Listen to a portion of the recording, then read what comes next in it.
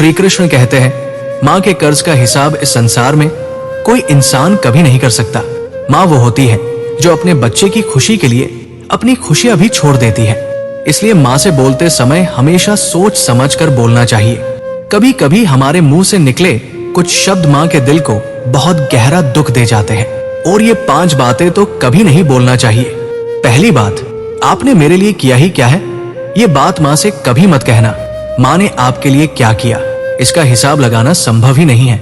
आपके जन्म से लेकर आपके बड़े होने तक उसने न जाने कितनी रातें जागकर बिताई है, कितनी इच्छाएं छोड़ी है और कितनी परेशानियां अकेले सहन की है। इसलिए उसके त्याग को कभी छोटा मत समझना। दूसरी बात, मुझे आपकी जरूरत नहीं है, चाहे आप कितने भी बड़े हो जाएं। माँ के लिए आप हमेशा उसके बच्चे ही रहेंगे। जब आप ये कहते हैं कि मुझे आपकी जरूरत नहीं है, तो माँ को ऐसा लगता है जैसे उसका प्यार आपके जीवन में कोई मायने नहीं रखता। इसलिए माँ को अपनी जरूरत से नहीं, अपने प्यार से जोड़कर रखिए। तीसरी बात, आप मुझे समझती नहीं है। हो सकता है माँ आपकी हर परिस्थिति को पूरी तरह न समझ पाए, लेकिन उसकी चिंता हमेशा आपके लिए होती है। कभी उसकी बात आपको गलत लगे तो भी प्यार से समझाइए, कठोर शब्दों से उसका दिल मत तोड़िए। चौथी बात, आप मेरे लिए बोझ बन गई है। ये बात माँ से कभी मत कहना, जिसने बचपन में आपका हाथ पकड़कर आपको चलना सिखाया।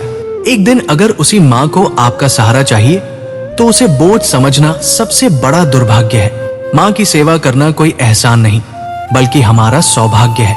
पांचवी बात, काश मैं आपके जैसा नहीं होता। गुस्से में भी ऐसे शब्द मत बोलिए। माँ अपने बच्चे की एक छोटी सी बात से भी अंदर तक टूट सकती है। अगर कभी माँ से गलती हो जाए तो उसे माफ कर दीजिए और प्यार से अपनी बात समझाइए।